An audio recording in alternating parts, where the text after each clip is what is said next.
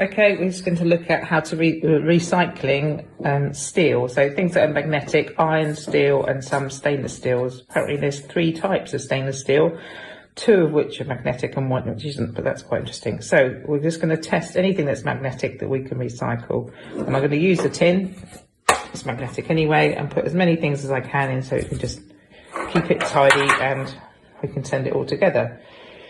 So first thing, I've got just an old mint tin. Oh, it's magnetic. Let's put that in.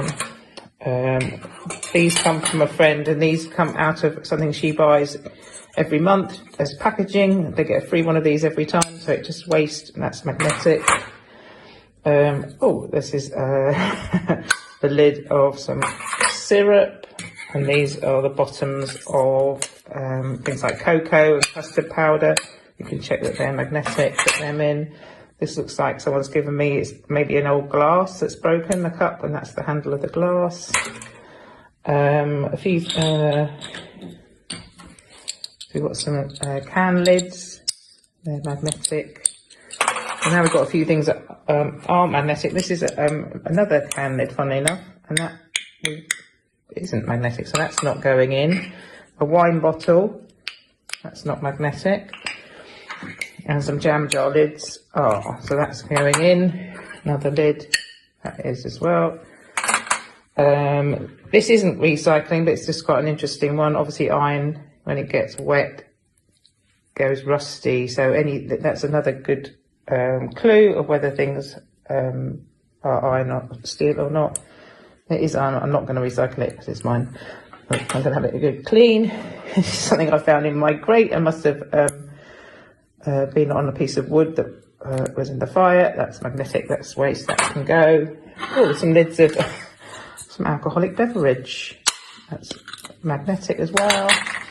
And a folder of disintegrated, and that's the ring binder, that can go in as well. These are quite interesting. I've got some medals that aren't needed anymore, and when I tested them, 2 of them were magnetic. That's not. So 2 of them are either iron and steel. The other ones I'm going to keep, maybe do another test on things later.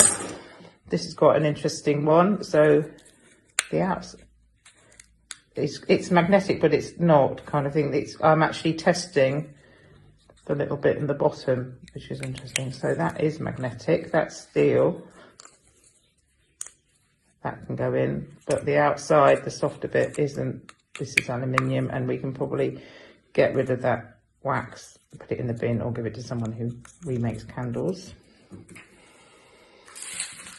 These things, none of these are magnetic. They are metal, but they're all aluminium, and I'm going to do another video about aluminium, but none of these are magnetic. This is an interesting one. This isn't magnetic. I think that's aluminium as well. That can go back for another video. But another tin can.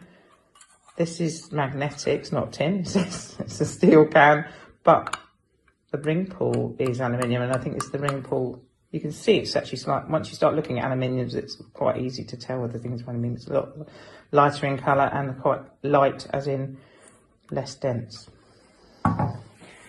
Last bit of metal, literally fell off the back of a lorry, found it in the road, that's magnetic. This is just for interest because I don't think you want to be recycling anything with a queen or king's head on.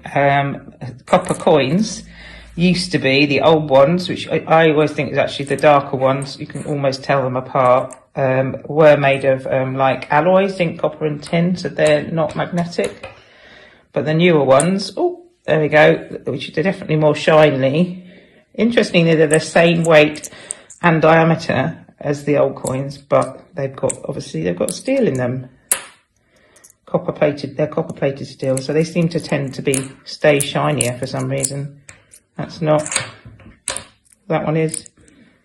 There you go. So those are all magnetic and those ones aren't, and I think it changed like in 1992 or something.